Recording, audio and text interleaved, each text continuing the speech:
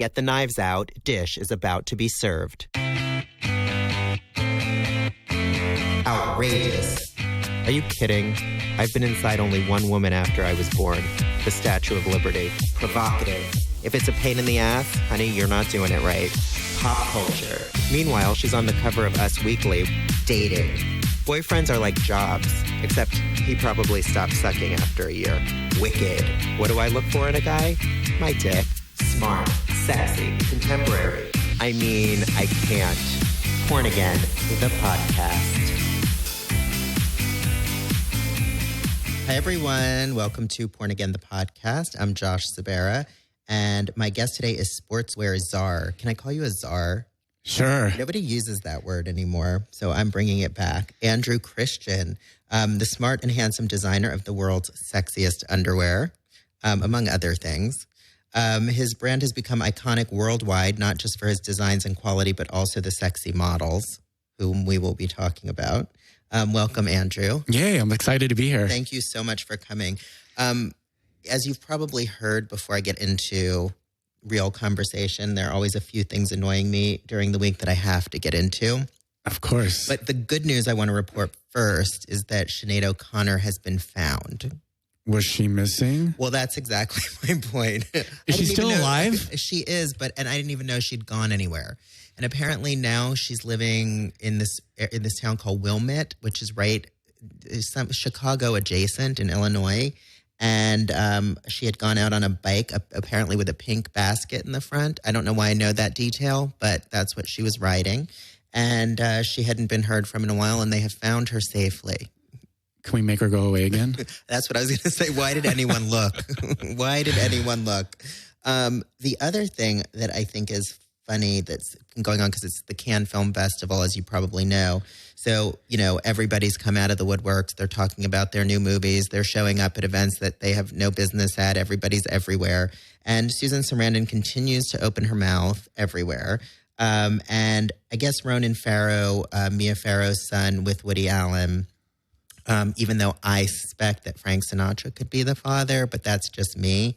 But he wrote an essay for The Hollywood Reporter about his father that was a very strong essay, supposedly, that talks about his father having molested his little sister, allegedly having molested his little sister. And Susan Sarandon spoke up about it and really came out against Woody Allen at Cannes. Now, my feeling is that's not really what she's there for. Like, why doesn't she just, can't she just act? I mean, am I wrong? I mean, how would she even, from her. How would she even know this is true? Or I don't know. Why is she getting involved? I mean, I think it's great to use your celebrity to bring your voice to something you really believe in, but only if it's something we agree with. Right. If we don't agree with it, they should shut up. Right. To social issues and, things like that. But this, I just don't understand. It's what good does it, what purpose does it serve to have anything negative to say about someone else, unless you're me?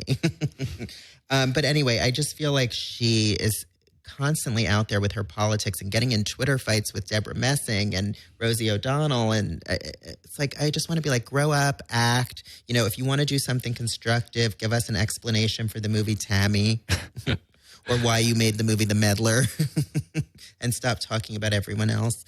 Okay, so the other thing I think is funny is Justin Bieber. He put up an official social media post saying that he'll no longer take photos with fans in public.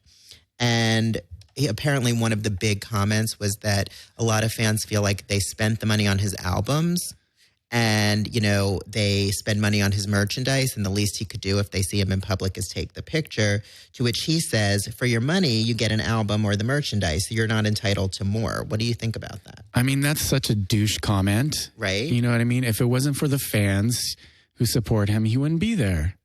Right. Now, I agree that there are times that it's not appropriate, or that, I get that there's a line, but to say to have an across-the-board policy as a celebrity. I mean, I'm sure it gets tiring after a while, but it's better than the alternative is nobody gives a shit about you. Right, which is on its way to happening for him. Yeah, you can say it. Please, you can say anything here. We haven't even started. Nobody's going to give a shit about Justin Bieber in about 2 minutes. He's like on his way to Aaron Carter territory. Okay, so then we also have rapper and nobody, Azalea Banks, who's constantly like hurling slurs at everybody. And now she's focused her attention on former One Directioner Zayn Malik.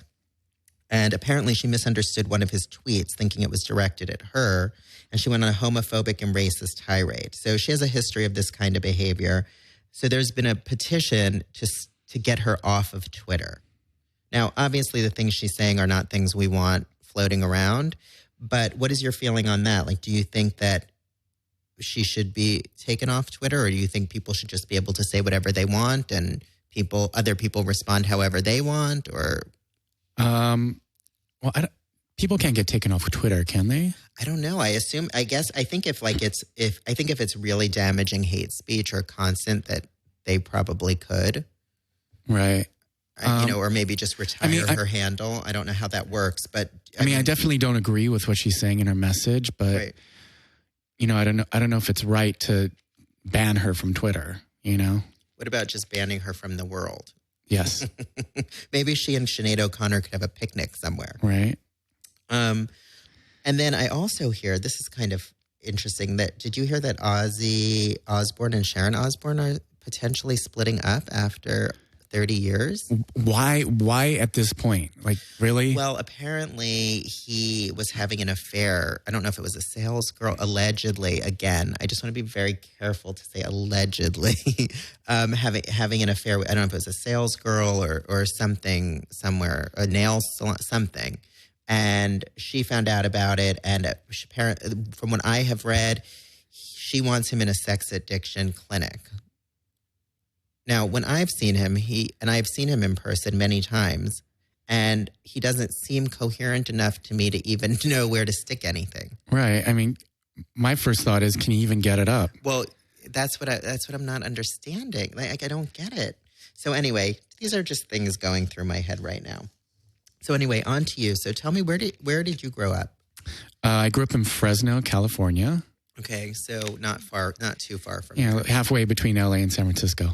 So how often as a kid did you come to LA? Would you come back and forth, or were you really just sort of stationed? I grew up there. I didn't start coming to Los Angeles till I was a teenager. And what was your home life like? Brothers, sisters? I'm the only child. Really? Yeah, and I'm not spoiled at all. No? You sure? I'm very sure. So what was your family life like? What were your parents like? Give me a little background. It was pretty normal, pretty normal upbringing. I was definitely interested in fashion at a young age.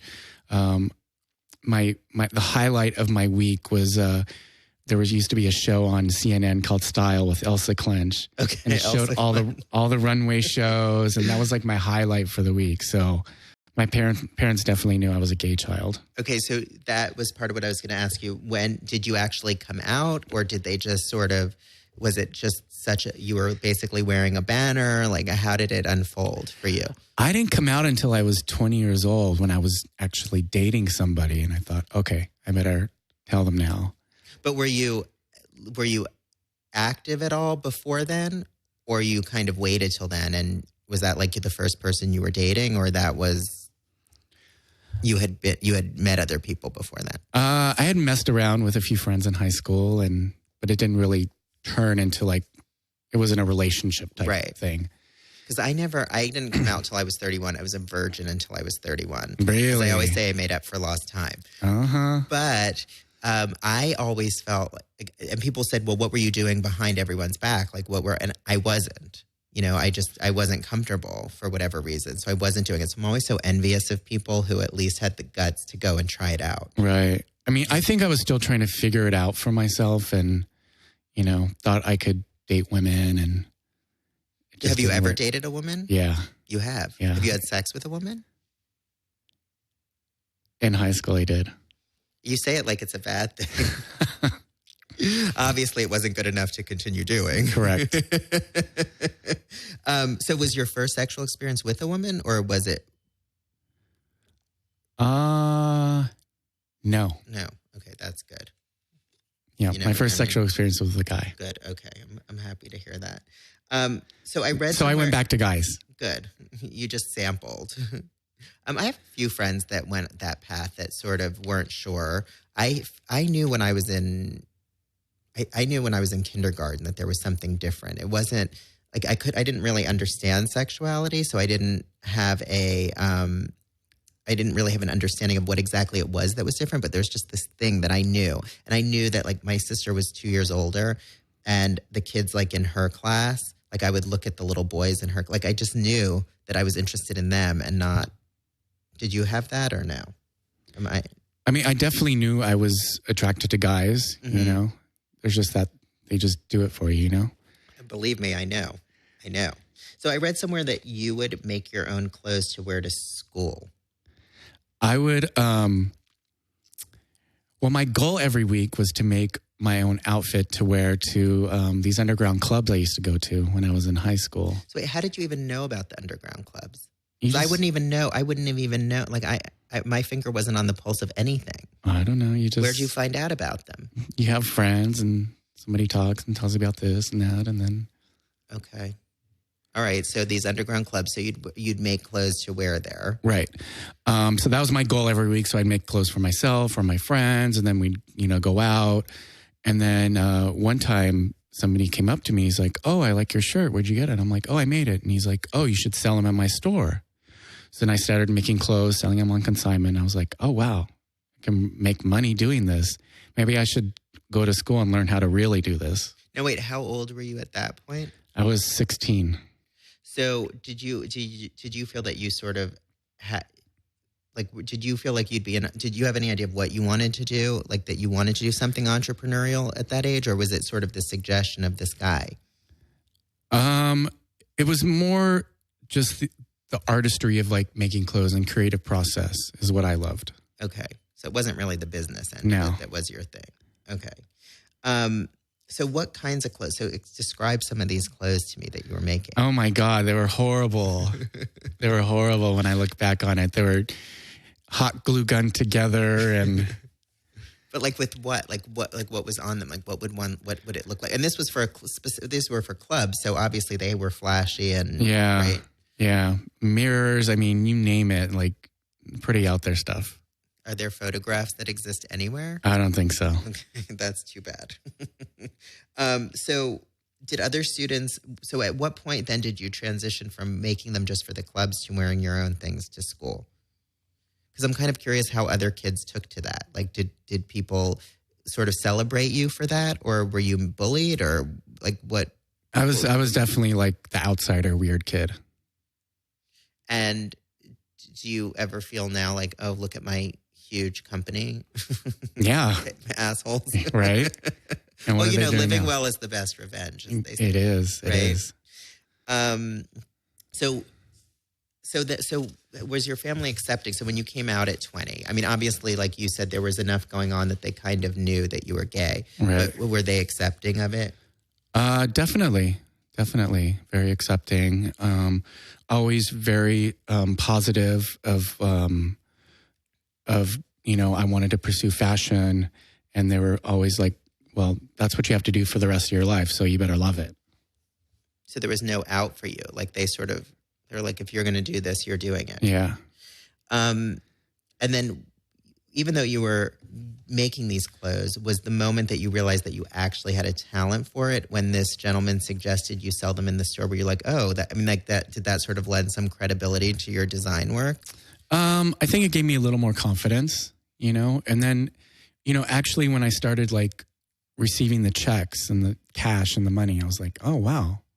Well, I really like doing this and I can make money doing this. Like, I'm going to do more of this. Let me I should go to school and learn how to do this. So at what speed was the stuff selling? Like, were you at 16, you're clearly going to school and then creating. Yeah, this is what I was doing like on the weekends. And so how much of your free time was spent doing that? Was like every minute you making clothes? Pretty much. That's so fascinating to me. So then when did you move to Los Angeles? I moved to Los Angeles right after high school. Okay. To go to fashion school. Okay. So Where'd you go? I went to LA Trade Tech. Okay. Which is sort of the lesser known fashion school in LA. It's not very glamorous, but I learned what I needed to learn. I was going to say, you were already on your way. I mean, fashion school was a formality is what it sounds like to me. It was. Right? I mean, it was. You know, so what did you feel that your style and your technique sort of evolved because of that? Or do you feel like, all right, I went, I have the piece of paper that says I went and I'm still doing what I would have done before? It definitely gave me a better foundation to do what I do today that I didn't have prior to that. Like in what ways? Like what is it that's what do you really learn that's, you know, I learned a lot of a certain stitch. I learned a lot of technical aspects as far as like construction and pattern making and whatnot. So yeah, it definitely helps. And was there anything from school that sort of changed the way you saw what kinds of things you were going to design? Because obviously your business has, which we'll get to, but has sort of really changed because you were doing a lot of more sportswear kind of things, and then it evolved more into underwear. Right. I mean, it definitely exposed me to a lot more possibilities that I didn't know were out there as far as design and construction and whatnot. Okay. So the clothing line actually started in 97, am I right? It did. So you're in your late teens then. Yeah. So explain how that happens in your late teens and the launch of a clothing line. I mean, I was just at that age, I was just studying math, but tell us. I was just a hustler. I mean, I would run around town, run around Los Angeles with my samples, trying to sell them in any little shop I can get them into.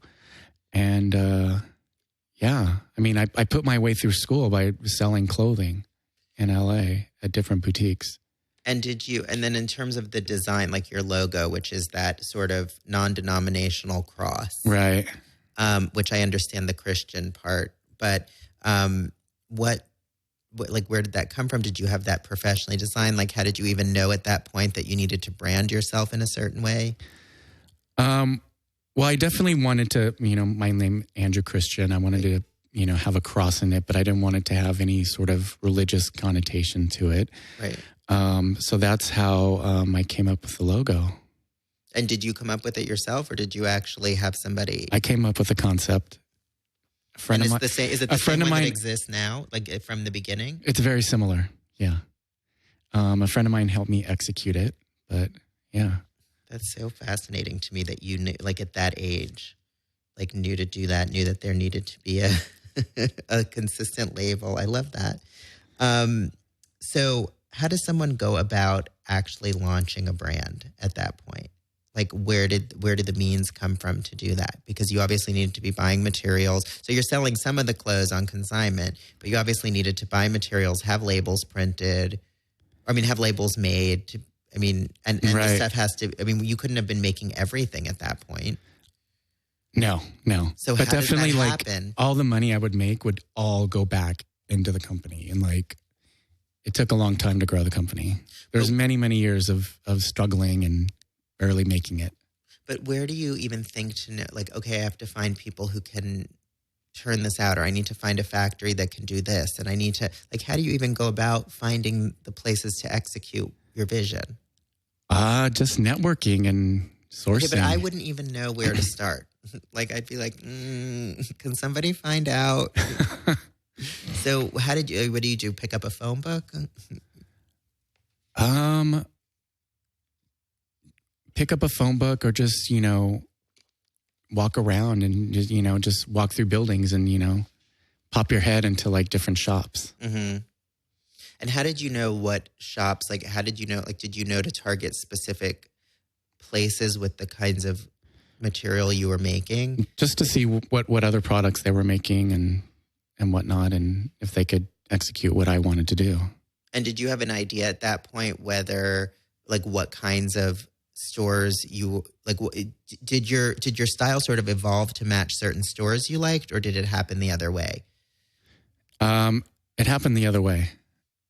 I was definitely making stuff that I wanted to wear when I started. Stuff that wasn't out there that I would like to wear. So what wasn't out there? What was missing? There really wasn't any fashion forward clothing that was still form-fitting and complementary to the male body. Got it. All right. Well, you certainly have cornered the market on that now. So you design now. There's all kinds of sportswear, swimwear, undergarments, like from hoodies, tanks, caps, like jock straps. I mean,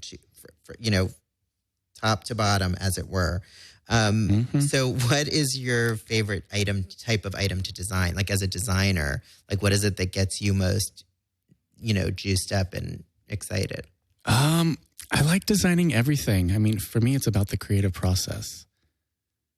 But is there one thing that gives you a little more, like, is a jock strap as interesting to design as a hoodie or some other kind of like pant, sportswear pant? Or is a swimsuit more interesting because more people are going to see the swimsuit than will probably see someone's underwear? Right. I would have to say I like doing sportswear, what I originally started out doing. And so how much of your line, percentage-wise now, how much of your lines are that versus the underwear? Underwear is about 50% of the collection. And then the rest of it, including swimwear is just a portion. Sportswear is a portion. Got it. Okay. So the underwear came in 2006, if I'm right. Yeah. Okay. So what was that? How did that get into how were you like, okay, this is the next thing? Underwear had been something I'd been wanting to do for a long time. And I actually tried to launch an underwear collection 2 or 3 years before that. But it didn't take.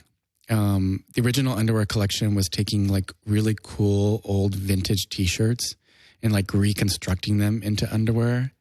Oh, that's cool. They were really cool, but they were... So how does that not take off? They were like super expensive because each one had to be hand cut and placed. And when you say super expensive, like what would that be? They were like $100. But I think there are people out here who would buy that. Are there any of those pieces that exist still? I think I have a few in the vault. Oh, so I wouldn't be able to buy a pair of them. No. Because those sound great. I wish I would have kept, like, looking back on my career, I wish I would have kept more pieces over the years. So what do you most wish had worked that didn't? Like, do you think is that underwear what, like if you could go back, is there anything you'd pull out of the archives and try to reintroduce now that the marketplace is different? Because I feel like now you could get people to spend money like that. I think everything happens for a reason, and it got me where I am today. So, all right. Well, I still want a pair of those. So, but I do wish I would have kept like more pieces that I designed over the years, and like for the museum. Like kept a vault, because even sometimes I'll see somebody wearing something, I'm like, oh my God, I forgot it. Like I designed that. Mm-hmm. I'm like, oh my God, that's really cute. So you realize later what a good job you did. Yes. Okay. So the brand is worldwide. Is that right? It is. So are there particular places or regions where particular things perform better than others? Like, do you see the underwear or certain kinds of underwear performing better in certain places? Definitely. We do. Give us some stats on that. We're really big in Japan. No pun intended. So is David Hasselhoff and Alyssa Milano's singing career. But it's weird. Like in Japan, they like the really wild, kinky underwear, like the web thongs and like anything that's kind of looks a little tricky and a little out there. Why do you think that is? I think because societally they're very conservative. Okay. And it's very, very strict, and that's their way of, sort of lashing out, of like not conforming. I don't mean lashing out, but yeah, it's sort of like, letting themselves go a little bit. Right. That's so interesting. But they're the only ones who know it, That's so fascinating. And what about the UK? UK is good for us. Do they? Because I feel like at least the people whom I have dated from the UK, they are very reserved, but then they can be kind of wild in bed. I don't know what your experience has been, but I have found that. So I find that they're again pretty reserved clothing wise, but then underneath, I've seen all kinds of things. So do you find that the underwear is the bestseller there too in terms of the line, or? Underwear is definitely the bestseller in the UK. Yeah. And what is there a specific style or line of the underwear that does particularly well there? Pretty much everything. And what about versus here? It's pretty similar, are we more actually. Conservative? Like, that's what I'm trying to find. Like, are we really more conservative than everyone else? It's actually pretty similar. Really? Yeah. All right. Okay. So then in terms of marketing, how do you direct different campaigns at different people? Because obviously you have a large gay following, particularly with some of the sexy models you have. And if you go to the website, you'll see, especially with Pride coming up, you'll see two men in an embrace or something like that. But there's nothing about the underwear that's specific to sexuality. So how do you sort of make straight men feel as comfortable in some of your stuff as gay men? Well, I think it's really about being true to yourself and your own voice and not being afraid to be gay. There's a lot of companies out there that sort of skid around it. And at the end of the day, most of the guys buying this underwear are gay guys. So I think that's what resonates with people is our marketing is aimed at them, That they can see themselves in your campaigns and therefore see themselves in your clothing. Right. But that's not to say straight people buy it as well. A lot of women buy it for their husbands and. Well, I have a friend who I was just talking to the other day about you being on the show, and he was saying that that he had just been in the store in West Hollywood, which is your main store. Right, our flagship. On Santa Monica Boulevard. And that his girlfriend went in with him and was picking out all kinds of things for him to wear. So obviously she wanted to see him in these things. So do you think that straight men can go in and feel just as comfortable? I think definitely in our boutique, they can go in and feel just as comfortable. Okay. And I was kind of surprised when I was at DragCon, was it 2 weekends ago? Mm-hmm. So many women came up and knew who I was and knew about the underwear and their husbands wear the underwear. And so that was kind of cool. So how do you think they find it? Do you think back to the marketing question, how do these women know if it's really targeted towards gay men? How do these women find out about it, or how do straight men find out about it? We sponsored this season of Drag Race, so maybe they found out that way on the pit crew. Jason Carter was actually just here. Oh, really? I love Jason. He's awesome. Yeah. I was on a few different reality television shows. Yes. Millionaire Matchmaker. We're going to get that. Patty's a friend of mine, so I did ask her about you. She's a hoot. She said you're very nice. She had nothing bad to say, so no dish. Sorry, people.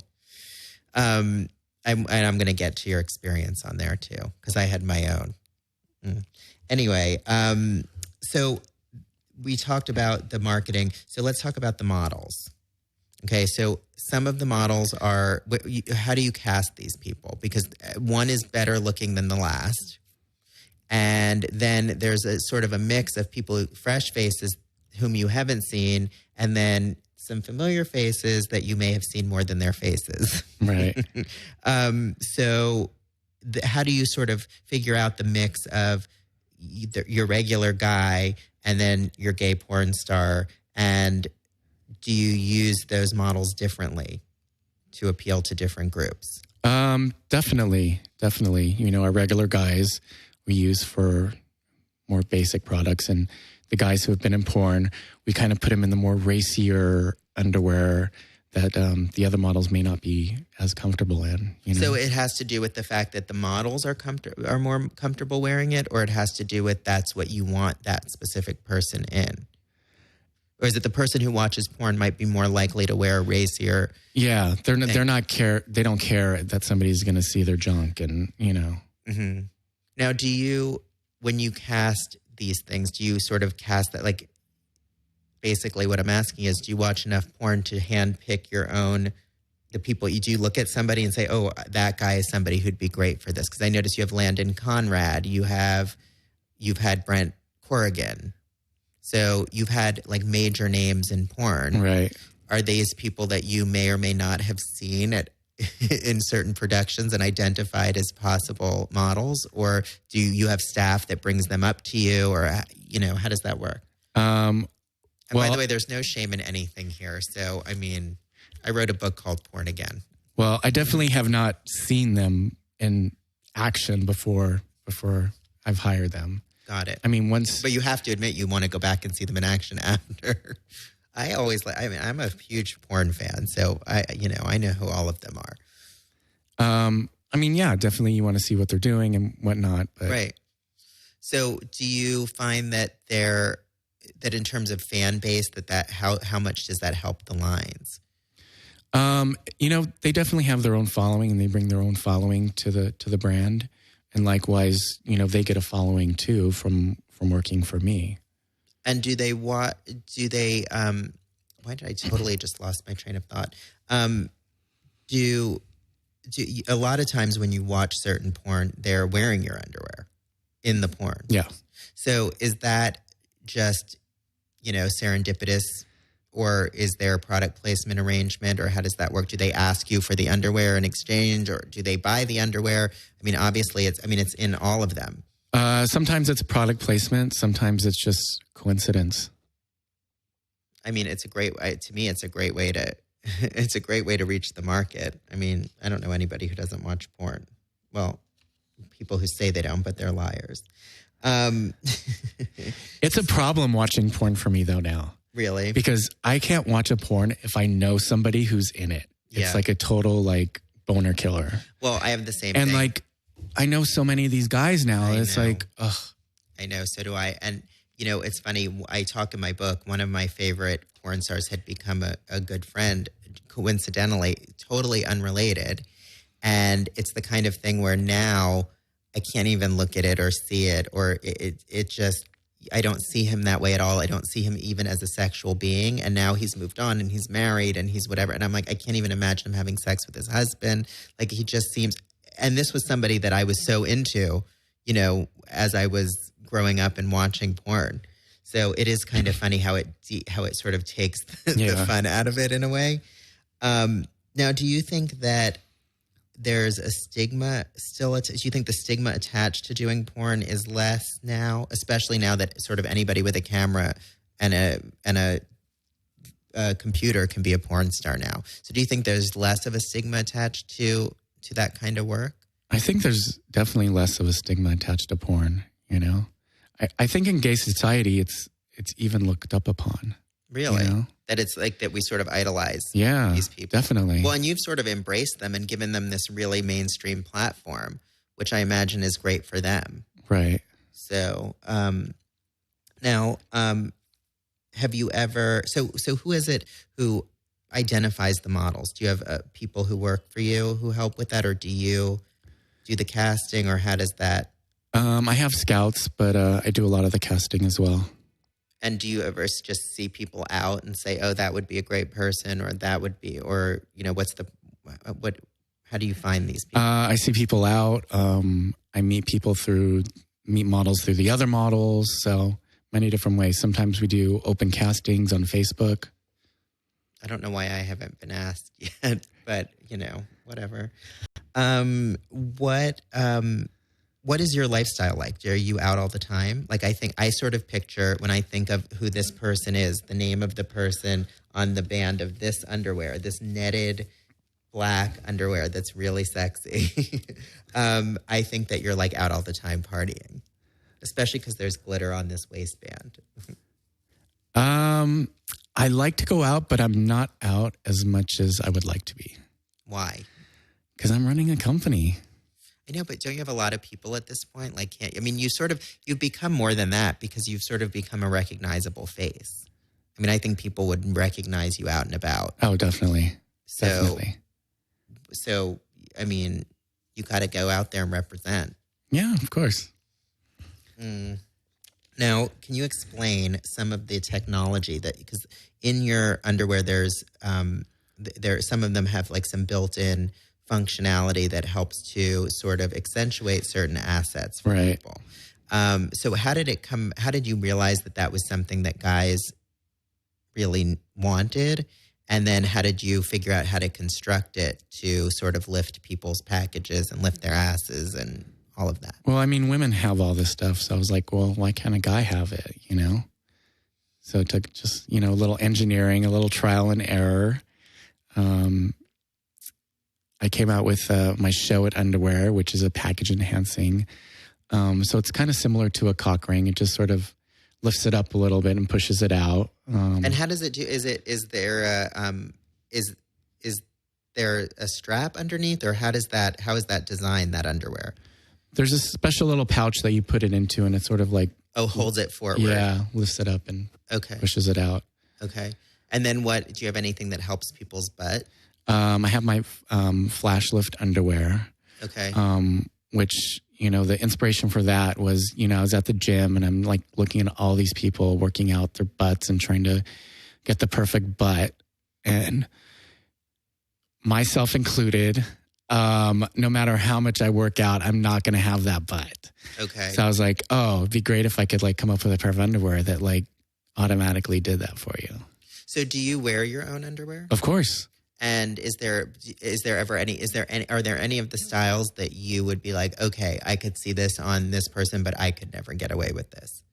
Or are you comfortable in anything that you design? I'm comfortable in anything I design. So even the ones that have just a few strings on one side and the pouch on the other side? Yeah, why not? I don't know. Listen, you look like you could pull it off to me. I'm just saying I don't know that I would ever, Look, if I looked like your models, I'd go to Gelson's in a Speedo. You know what I mean? I'd go shopping in your underwear, but. Definitely like my favorite underwear collection, though, is Almost Naked, which is made out that's like a general line, right? It's not. So it's made out of like a bamboo fiber, so it's extremely soft.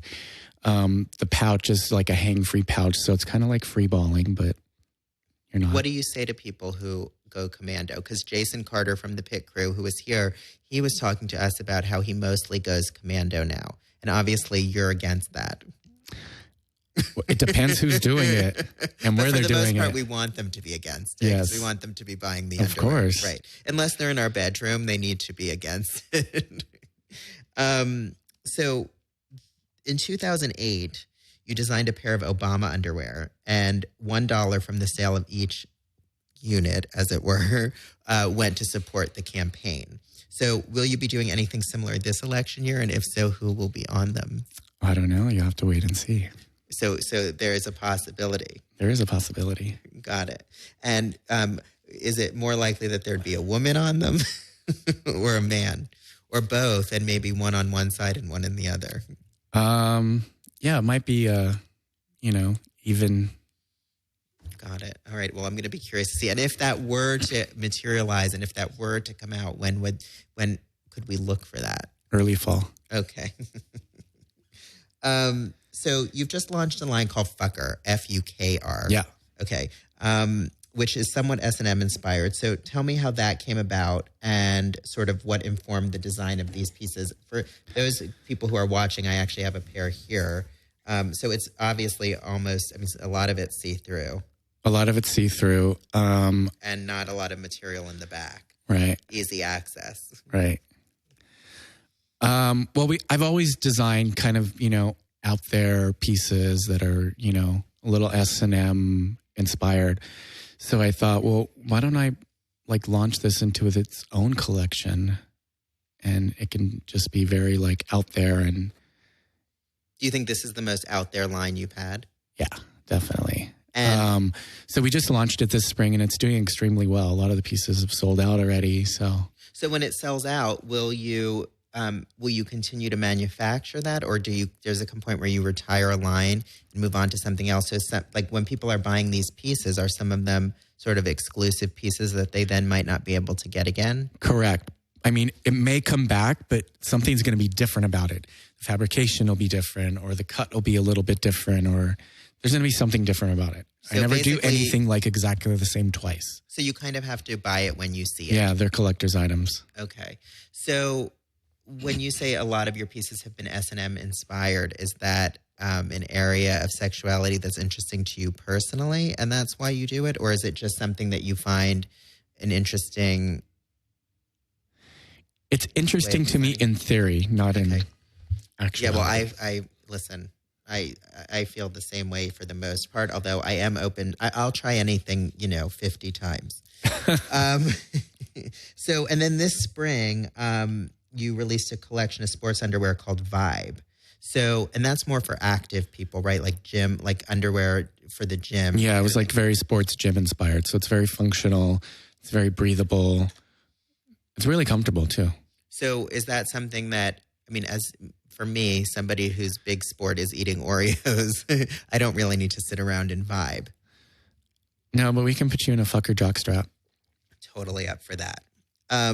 So it's kind of understood that in the gay community, there's sort of an emphasis on looks and body type. Do you design for a particular aesthetic? Like when you design, obviously we know that certain things look and fall a certain way on different bodies, right? But you encourage everybody to feel good in his own skin. When you walk into your stores, the people who work in the store are, in my experience, are extremely helpful. They make you feel good about yourself. They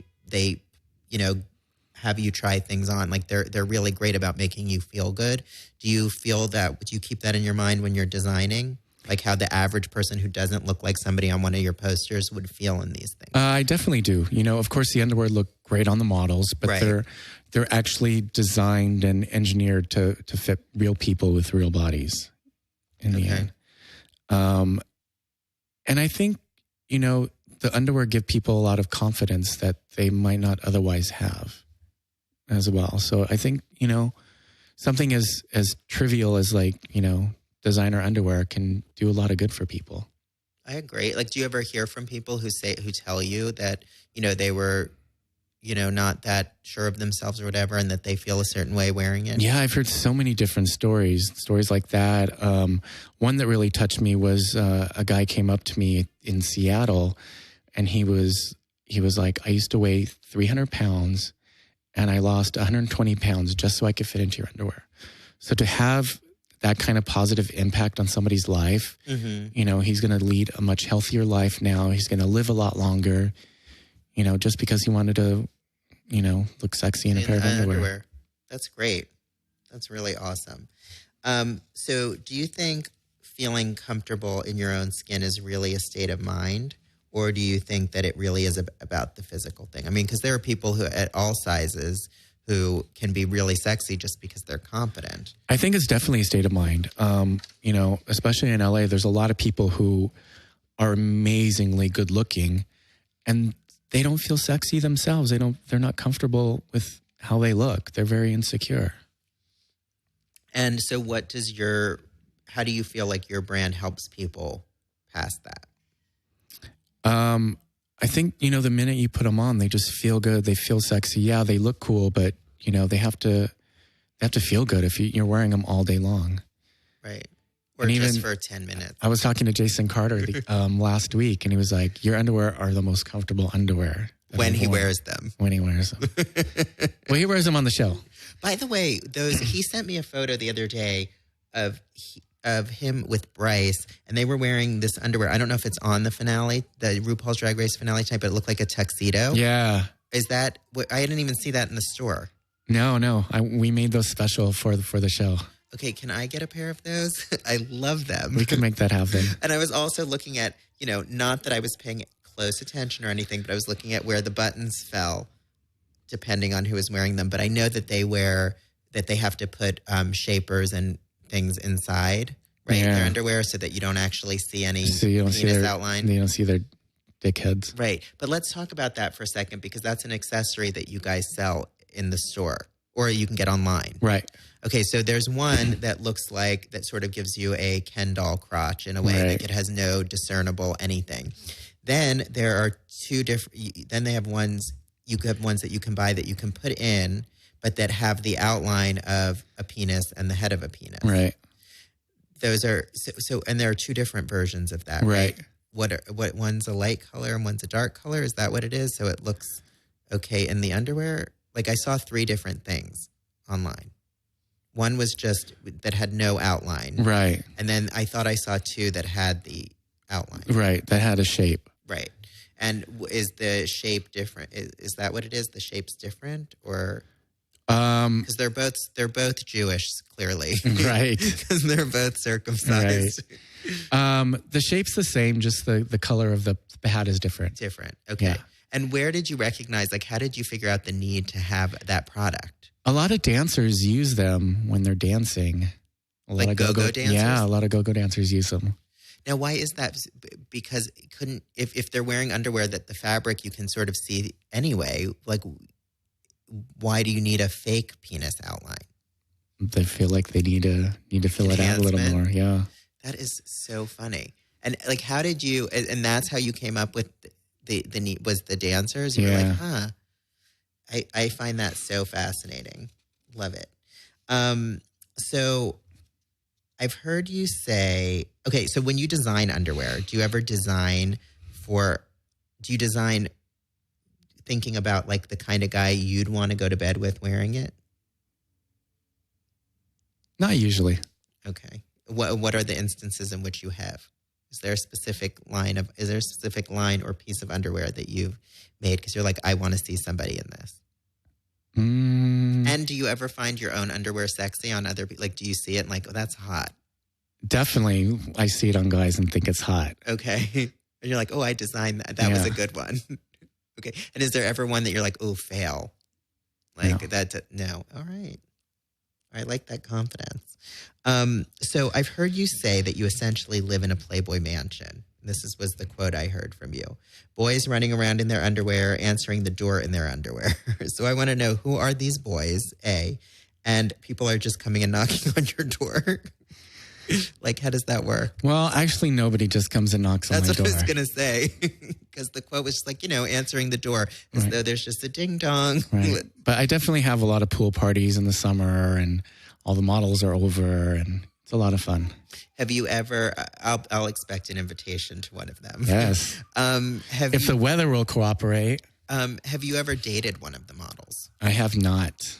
Really? I have not, believe it or not. Why not? Is there a reason? Do you just separate the business from, because I can't imagine that there hasn't been at least one who's appealing to you on a personal level. Definitely. And likewise the other way around. But I don't know. I've always liked to keep a professional distance. I think that's probably the smartest way to go. So, and I mean, there's so many boys in LA anyway, and so little time. So as the founder and head fashion designer for one of the most iconic brands, what is dating like for you in your mid-30s? Like, as somebody who sort of is a recognizable face and a recognizable name, like, how is dating for you different than it would be for somebody who's completely anonymous? Because I imagine there's a whole host of issues that come with that. It's difficult, It's difficult because sometimes you have to, like, figure out, oh, my God, are they just a fan? Are they, dating me because... the perception of success and money. Right. So you never know what anybody's real, what they really want. So do you find that whereas people might look at you and say, okay, you're a handsome, successful guy, you must have people, coming out of the woodwork, and you're sort of like, well, no, it's not so fast. Yeah. Is that what it's like? Yeah. So how do you meet people? Setups, or what is the most effective way for you to do that? Assuming that you're single right now. It's difficult, it's really difficult. A lot of times I meet people through mutual friends. I always think that's a good. That seems to be the best. The best. The only thing I find is sometimes you meet somebody through a mutual friend. Or a friend will set you up. And it's one thing when you're friends with somebody, it's another thing to date somebody. So how somebody behaves in a romantic environment versus how they behave just to somebody's friend. And then if it doesn't work out and you report back to your friend, they're like, no, he's so nice. I'm like, well, he may very well be, but he's not as mature romantically, or he's not as, so people don't always they don't know that their friends are, not necessarily the best to date, as lovely as they may be otherwise. Right. There's a lot of dynamics that play in there. So do you think, So how do you deal with it? So what do you do? Like, do you have like questions that you ask people, or do you have, I mean, I know you can't have like an exact like design to how you interview somebody that you might date, but like, do you have little tricks to knowing if somebody's intentions are pure or if they're really in it for the wrong reasons? I mean, it becomes pretty apparent pretty easily, pretty soon. Are people really that? You can tell by the type of questions they're asking you and, you know. Okay. So do you think that people are intimidated by your success? Like, not to mention that you're constantly surrounded by underwear models. So I can't imagine that's easy for men who want to date you. Knowing that you're... I think there's a bit of intimidation that comes into play as well. And what do you do to sort of ease that for people? I don't know. Just kind of like let them know that I'm a normal guy, you know? I'm not an underwear model, you know? Right. Nor do I necessarily want to date an underwear model. Right. But so speaking of that, what's the most important thing to you in a guy? Like, I know you've said you like them younger. A sense of humor. Okay. Somebody who doesn't take themselves too seriously, who can laugh at themselves, you know? Well, I always think that's important. I mean, make me laugh and like, you're mine forever. Got it.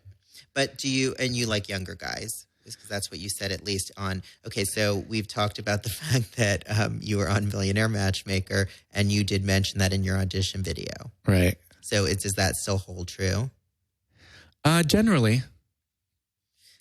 Because I said you mentioned, which I thought was funny. You mentioned that a turn on for you is a great physique, and a turn off for you is chicken legs. So I was like, how does it feel to be sitting across from the person you wouldn't want to date? Because I have chicken legs. How was Millionaire Matchmaker for you? What was that experience? It was a lot of fun, actually. Yeah, I loved it. Patty's a blast. Patty was She's a blast. so funny. She was great. On set and even off, like, you know, we went out together. We went to the Abbey, and she was a hoot. She's we had so funny. much fun. I know. And I know she really likes you, as I said earlier. So the guy that you met on the show, what did that? I don't remember how that turned out. He did like an underwear. You took him to a fashion show that you had to do, and he was actually game enough to model. Right. He modeled in it. Right. Was that something that was organic, or was that sort of a production thing? Oh, it was a reality show. Of course it wasn't produced. Right. So was he somebody that you saw after, or not really of interest to you after that? We talked a few times after that, and it didn't work out. Didn't work out. Okay. It's so weird how like things can work out when you're in that environment and then afterwards not. Right. Well, again, it's just a heightened, on all levels. So just one more thing before we get to the sex advice question that I have to answer. How does it feel, okay, that your name is really probably one of the last things that men see before they get it on?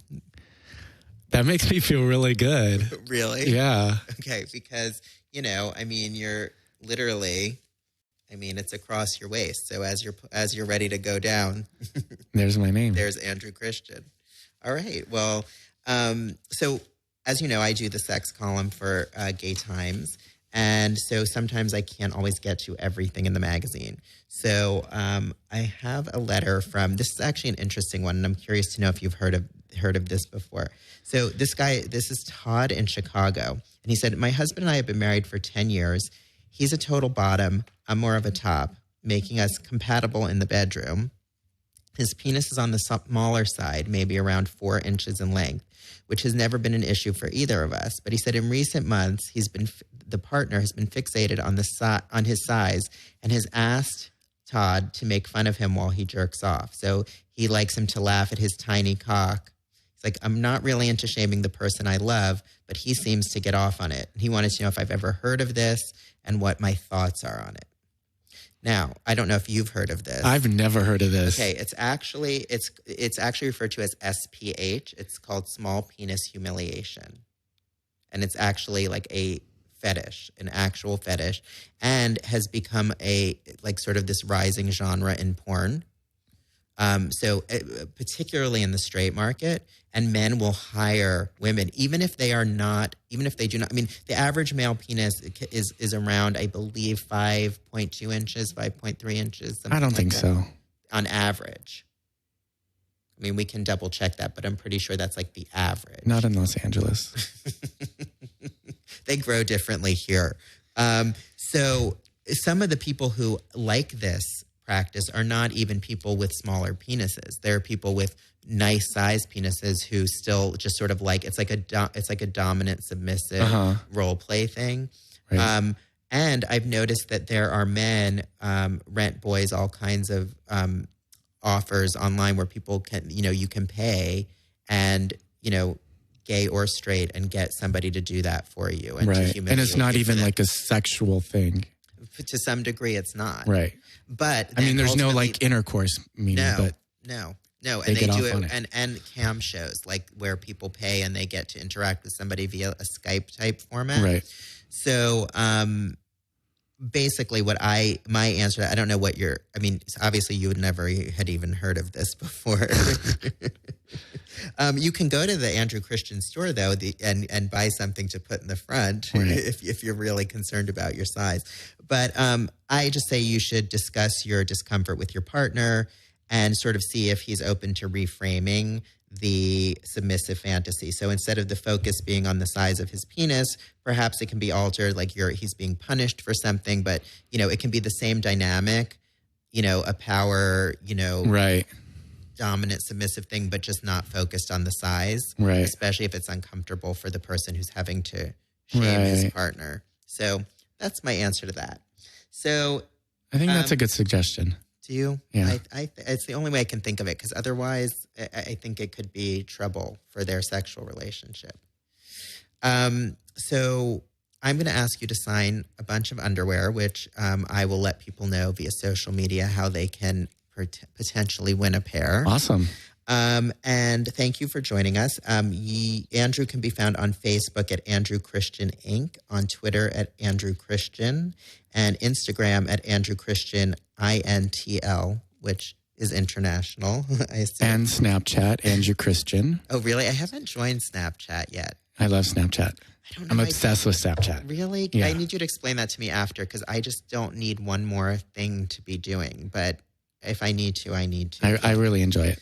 And you can visit andrewchristian.com to find all of the collections, including the new Fucker and Vibe lines, and keep an eye out for some new episodes of Porn Again. Thank you for being here, Andrew. Thanks for having me. Thanks. Thanks for listening. The No Holds Barred conversation continues 24/7 on Facebook at Josh Sabera Author, at Twitter and Instagram at Josh Sabera, and then buckle your seatbelts for some titillating real talk. Porn Again, a memoir by Josh Sabera, is available now as a trade paperback, ebook, and audiobook.